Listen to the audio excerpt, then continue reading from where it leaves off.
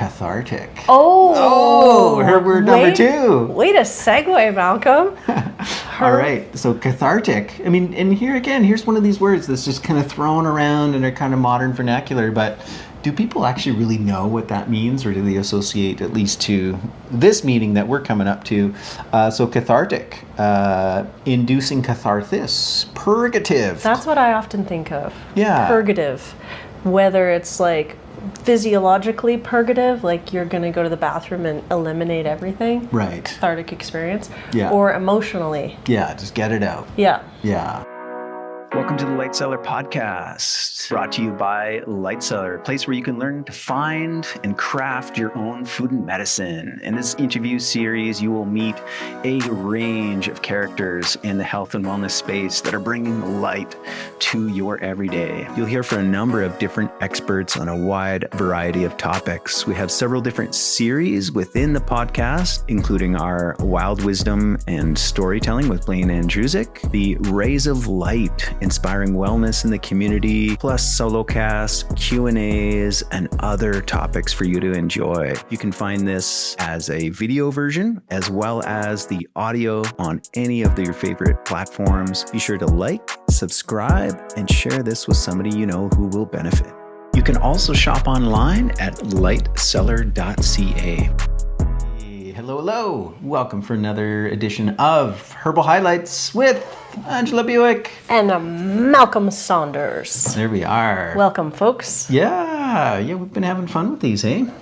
I would say so. I went over them all because I wanted to remember all the things we had talked about. Right, yeah. What are the herbs? What are the terms? Yes. Every chat, what I like to bring in, herbal terminology that, I think I've got 2 this week that are part of the common vernacular, but have more specific meanings in herbalism. So we're going to talk about that. And these 2 particular words came up through my research around the herb Labrador Tea, which I might say is, I don't want to say it's my favorite herb. It's right up there, though. It's right up there. Well, what you like most about it is it's so close. It's a local, local-ish to us herb. Yeah. You can get it here. Yeah, and actually in southern Alberta, you have to look. Yes, that's true. It's not so abundant, but it tends to be along the boreal line, right? Yeah, exactly. You go into the boreal, it's just everywhere. It's a carpet almost. Yeah. Yeah, so it's a beautiful herb. Really is. It's evergreen, year round. And when we start looking at some of its uses, it's perfect. It's ideal for this time of year. Colds and flus, as well as just winter time, I'm a bit of a goer, Are you? I have no idea.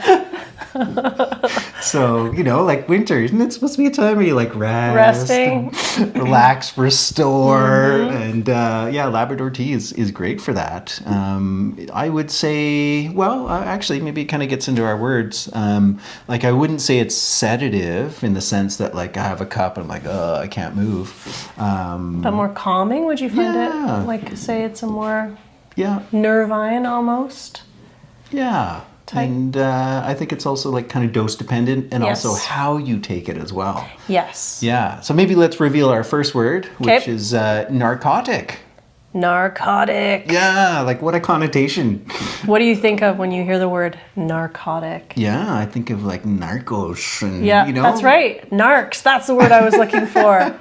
Yeah. Yeah. And, Denise always mentions it when we do our plant walks, that it has narcotic properties, and of course everyone's mind goes to okay, psychedelic. I bet you people think psychedelic, given the current, drug exploration that's happening in our culture. Yeah, a lot of psychedelic therapy and and maybe I'm a bit more refined. I wouldn't think psychedelic if I heard narcotic. I would think like heroin, cocaine, yeah. these like really hard ones. The hard, heavy drugs, right? Yep. But in fact, so that is part of the definition. Yes. But if we bring up, here we are, Merriam-Webster, like it goes through a drug such as opium, morphine, so on and so forth, dulls the senses, relieves pain, induces profound sleep. A drug such as marijuana or LSD, subject to similar restrictions, similar to that of addictive narcotics.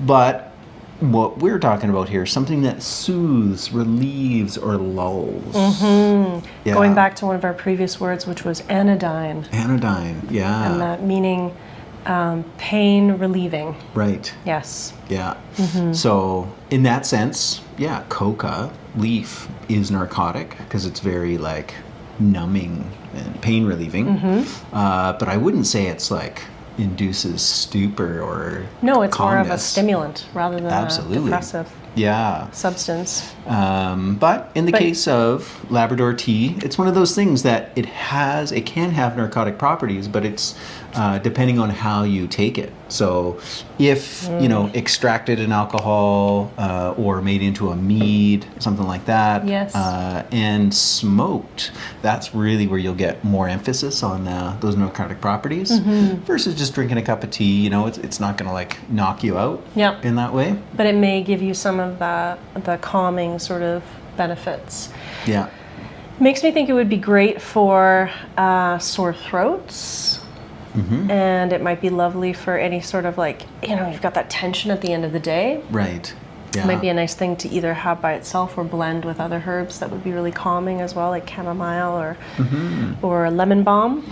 Yeah. Mm-hmm. Also described as a respiratory and adrenal tonic. Oh, wonderful. Okay, so that makes sense with the calming. It also, just looking at the herb here, I don't know if you can see it through.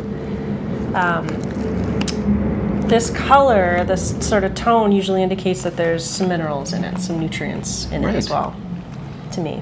Yeah, I would say so. And just thinking about kind of like the soils that it grows in, like those wild areas, like very, at least in Kananaskis, Bragg Creek, it's rocky. more of a boggy, like shady loving plant, right? Yeah. Hence why in southern Alberta, where it's more dry landscape, you're just not going to find it everywhere. You got to go to the places where its feet are wet or north facing, that kind of thing. Yeah.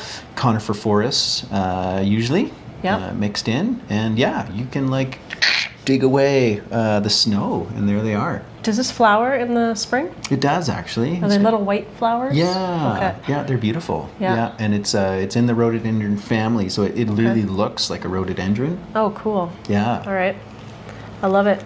And where do you think it gets this name, Labrador tea?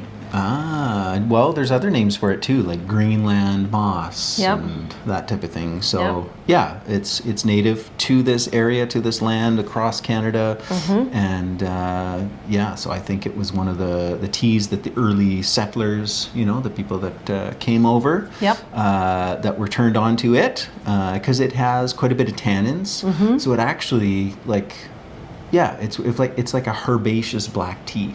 So this would be great for people, no caffeine in it. So it'd be great for people who want to do an evening tea. Yeah. Or avoiding caffeine. Yeah. Yeah, that's nice. I love it. I think it's a lovely tea. And I really like to blend it with things. I know that you and Denis had talked about this in the Foraging Forecast. If you're not a subscriber to the Foraging Forecast, you should be. Or you could be, I should say. I don't want to shit all over you. But there's so much information in there around local herbs that we can forage, and Labrador tea is a nice one for that. And you talked about it being a circulatory aid. And so it's always nice when we're blending herbs to think about how we can disperse the medicine of the herb throughout the body. So often we'll use something like ginger or cinnamon or something like even licorice root is a really good herb for that, but Labrador tea might be a lovely little local herb to put in. Yeah. Yeah. So it's one that I've been working with just by itself, but also putting into blends like the Wild Wellness as well. Yes, it was lovely in that. Yeah. So I don't know, I'm kind of curious about tincturing this. We don't currently have a Labrador tincture. No, yeah. I didn't think about that. So we've got it in some formulas like the Wild Wellness. We've got it single herb by itself, and then also the Hydrosol. Yes, let's talk about this Hydrosol. Yeah. Hydrosols are a specialty here at the Light Cellar. Yeah, something I absolutely love. And here's a book. This is our display copy. Suzanne Katie. Apparently she's from Ontario. She's been to Calgary before. I was just chatting about her with Blaine. Blaine's cool. met her and does everyone know? Hey, audience who can't respond to me, do you all know what a hydrosol is? I know we've mentioned it a number of times. Yeah, okay. Yeah. So produced with water. So hydro, water, sol, solution, water solution. There's a lot of depth and complexity to these. Most people just kind of their first experience approach to hydrosol is all going to be about the aromatics, like using it atmospherically just to kind of like, it's like a room spray, upliftment. Maybe it's rose, it's like a facial toner. Yes. But the medicine goes deep, and this book here, the next aromatherapy, she's the woman that's really credited to. So Blaine was telling me that it was Ray Dunphy that brought her to Calgary way back. Might have been in the 80s even. And that was kind of her, like, I wouldn't say introduction, but her initiation into hydrosols. And from then on, she like really amped them up as a part of her line. Yep. Not necessarily producing, but just sourcing and providing them. Yeah. And we've talked about it with oregano. I love how they seem to me to be much more like as effective but gentler than essential oils. Yeah. They're not as kind of intense. You can see just even by the volume of the bottle. This bottle is 250 mils. Yeah. Whereas if you had an essential oil, you'd have a little tiny, 10, 20 mil because they're so potent. And this, you can take them internally. Yeah. You can use them topically. You Yeah. can use them, as Malcolm was saying, just as a spray it around the room. Yeah. Very versatile. Totally. And according to Susan Gaddy, the hydrosol lady, properties and applications of Ledum groenlandicum, which actually that Greenland. that Latin name is changed. Oh, okay. Yeah. Do you know what it's changed to? I can't remember off the top of my head. Okay, we'll find out. Yeah. That's what we still have on here too. All right. This is the beautiful thing about science. Yeah. They get more and more capable of investigating the DNA, the genetics of plants every day. It's just like human genetics, right? If you've ever had an Ancestry.com thing, you'll constantly get updates on your genome because the more information they gather from the more people, the more that changes. And so when we think about something like Labrador Tea or any of our plants, well, you may wonder, why do the names change? Why do the Latin? Maybe you don't wonder that at all. But if you do, that's why. They just find more information about it and they're like, okay, this is now actually more part of this family or this subspecies or whatever. Okay, so while you're chatting, I found it. So Rhododendron groenlandicum. So instead of it being Ledum groenlandicum. Oh, you know what? I just noticed on ours, it says Rhododendron tomatosum. Tomentosum. Sorry, my Latin is terrible. Yeah, there's two different species. I want to know more about that. Okay, so this is a slightly different species than the but essentially they're kind of... Yeah. Wow, okay. Trapper's tea, muskeg tea, storytelling tea. Right, isn't that Do you cool? think that has something to do with the narcotic properties? It kind of gives you that dream-like, when you're telling stories, especially if you're in the olden days when storytelling was real art. There was the storyteller of the group. Everyone would sit around the fire, and the storyteller was brilliant at just like coming up with stories and just making just riffing on whatever topic. It's a lost art, unfortunately. I think we should bring it back. Yeah. Let's do it. Yeah. Who's out there? Who's our storyteller? Right. Okay, cool. Well, and I think storytelling tea as well because it was the herb most commonly consumed as a tea. Yes. You know, just as a general beverage, both by Indigenous people and the settlers. And likely because it was so available year round. Yeah. And just being like an overall general, like, nice tonic tea to have, you know, like you didn't need to have a condition to like be pounding a particular tea kind of thing, and it's not gonna like, being more of a tonic, you know, throw your system off. Although we'll read as Suzanne shares in here. So anyways, kind of bringing these two together here, Labrador Tea and Hydrosols. This is a massive claim. The most powerfully therapeutic of all hydrosols. Wow. It's in the book. It's in the book. We're just simply reading the book. We're reading the information in the book. Which, we're joking about because, we're inspired, obviously, by writers and their kind of, you know, thorough research and conclusions. But also there's that, you know, the Health Canada people out there who, you know, they don't like it when you just proclaim something, but it's not us saying it. The book says it. The book says it, and there's something about again that storytelling, that, you know, sharing the oral traditions of sharing information about plants, things that have been used for thousands of years. Okay, aroma and taste. Really enjoyed reading this here. So it says highly complex scent and unusual odor. Very potent but feminine, or yin, without being floral. Yes, because a lot of feminine yin type fragrances have a lot of floral notes to them that some people just don't like. And I would say, feminine quality. There's a sweetness, a little bit of a sweetness to it. But I also identify with it, like, it does, like, it can pass as masculine, I guess is what I'm trying to say. You know, like... It's gender neutral. It's non-binary. This is a non-binary fragrance. Are their pronouns them, they? Or it is. Is that what it you're is, saying? Absolutely. Labrador. Okay, so then it goes on. Wet and wild. Which we thought was a great way to describe a herb. Yeah. I'm going to spray it now. Hydrosol For those of you who are just listening, I'm just spraying it all over the place. Yeah, getting wet and wild. Herbaceous, but not green. Sour sweet, like new mown hay. Oh, like freshly mown. Sorry, I'm still stuck on the wet and wild part. Okay. It's intensely bitter, which I don't agree with, actually. There is a note, just a note in the finish of a bit of bitterness. Yeah, but not intensely. Not intensely, no. It feels to me more, kind of neutral. And sour might be a more apt description. Astringent. Yeah, that's a good one. Analgesic effect, an aftertaste reminiscent of eucalyptus but fading into hay. Oh, wow. I am loving her writing style. This woman is a poet. This woman is a storyteller. Totally. Yeah, I want to meet her now. Yeah. Okay, here's really curious. So she's now moving on from it's the most powerfully therapeutic hydrosol ever. To how it's therapeutic. Well, actually, she says higher doses may result in proving of the properties. That is a term that we don't hear a lot. Yeah, to prove. So the context of I've always heard that is in homeopathy. Yes. Yeah. Yeah, the proof is in the pudding. No, it's different. Yeah, where if you take something like homeopathic, right? Like the medicine is the poison type of thing. Hair of the dog type of idea. Yeah. But let's say you take a particular remedy that you actually don't need to remedy.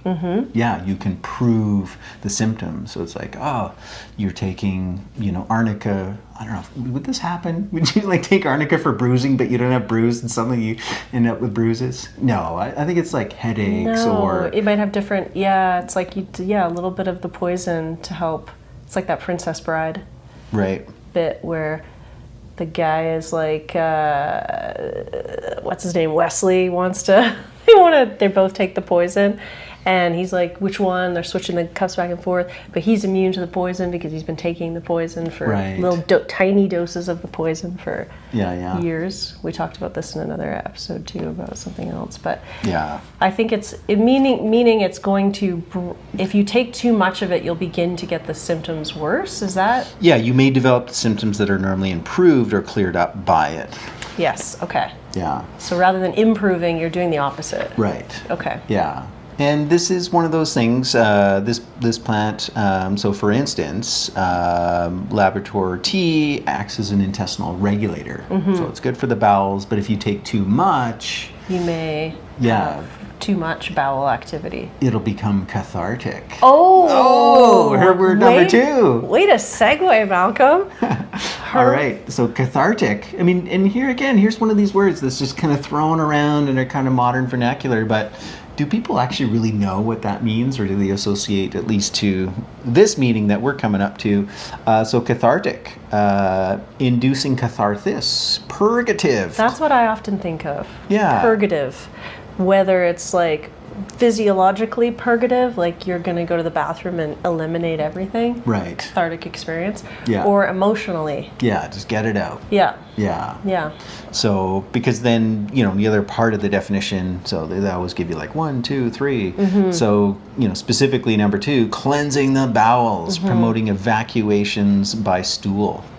Purgative, yeah, all right. Yeah, so that would be, I think, an example of like, If you drink, this is the case with many, many, many herbs. Right. If you drink too much of it, right, your body will be like, okay. Yeah, actually, chaga tea. I remember one of the first staff that ever worked for Light Cellar, Eric.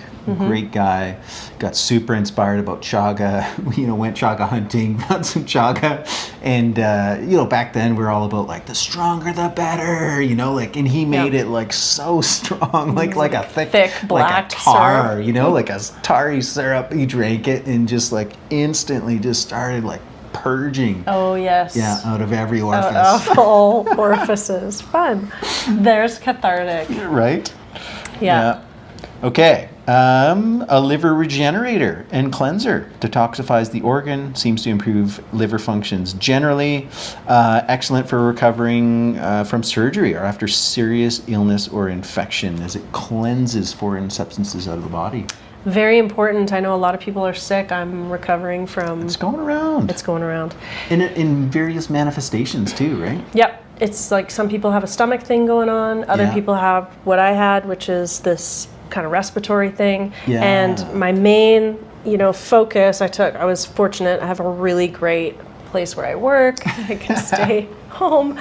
And, but now my focus is helping my body eliminate all the waste from whatever was going on. And so anything that can support our liver, our kidneys, our digestive system, our lungs will be helpful in that case. And Labrador seems to fit the bill on all of those. And actually, points. whether you believe in germ theory or terrain theory, the idea of it, clearing and cleansing is all in alignment. Yeah, and if you have symptoms, your body's going through something. Yeah. And there's always waste products produced from these kinds of experiences. So helping support yourself to eliminate all of that gunk is very helpful. Okay, interesting. Combine it with yarrow to ease withdrawal from addictive substances like alcohol or tobacco, and for cleansing as a part of a weight loss program. That's awesome. I love that. We have everybody knows someone who is recovering from some sort of addictive something rather, and I think that's really good to know, and maybe a helpful way to, like a wonderful tea blend to prepare. Cool. Combine that with something nervine too would be lovely. Tonic for allergies. So springtime. Yes. Mildly diuretic, cleansing to the kidneys. We talked about that. Used in a 3-week protocol, stimulates lymphatic circulation. With dandelion tincture. Right, for the kidneys. Yeah. Oh yes, okay, lymphatic. That's also a wonder. With bay laurel. That would be a nice tea.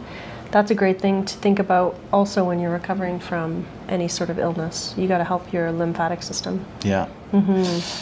On inflammatory skin conditions, the results are either spectacular or non-existent, which seems to be a function of the individual constitution. So that makes sense. Yeah.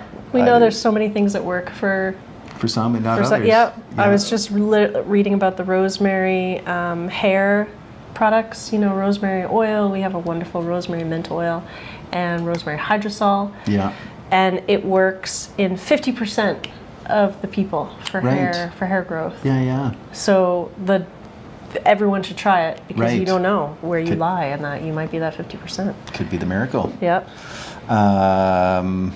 So inflammatory conditions of skin, also internally far more reliable, and applications for colitis and inflammatory bowel conditions. Oh, I like that. So she's suggesting that this is something we should experiment with a little bit. Ooh, may also reduce prostate inflammation. All right. Because that's a huge one for a lot of men. Yes. As they get older. That's correct. This is curious. So she kind of like finishes rare and expensive. Intriguing. I wonder if it has to do... She's Canadian? Yeah. Oh, I wonder if it has to do with when this book was read. Well, I would just say it is rare in the sense that, I mean, who really knows about this herb? Yes. And then if they do, it's likely just going to be tea. Yes. Hydrosols just themselves are not so common. Yes. But then you look at, the hydrosols that are available. Yeah, it's quite uncommon. My first experience with it was I was sent some from Amanda Spicer from Chronic Forest. Yes, Chronic Forest, Yeah, she was making it. And she was making the hydrosol. Yeah. Oh, wonderful. Yeah, totally. Well, I'm really glad you made this because, I've never seen it anywhere else as a hydrosol. So recommended if you're taking internally, start small. Yes. Work your way up to like a tablespoon is what's recommended there. With Labrador tea? Yeah. Okay. Yeah, we have a quarter teaspoon to half a teaspoon. Yeah. And then you can increase as needed, but you wouldn't need to necessarily take this all the time. No. Yeah. Yeah. The tea, though, I think could be fairly regular. Yeah. Yep. Beautiful. Yeah. I love it. That was a cathartic experience, Malcolm. Luckily, just emotionally and spiritually. Right, I was going to say, do you need to go now? Or? Yes, you guys. All right. Well, thanks for tuning in. We always have fun. We always appreciate you guys watching. Feel free to post any comments, any questions down below. And we'll be not here next week. Not here next week. You're going to go the week after. Going away. Yeah. But we'll be back in a couple weeks. Thank you, everyone. All right. Bye for now. Bye. Thank you so much for tuning in. If you've enjoyed today's episode, be sure to give us a like, share this with someone you know who would benefit, and subscribe so you're up to date with all the new episodes coming out. You can shop online at lightseller.ca as well as visit us in the heart of Bowness in Calgary, Alberta.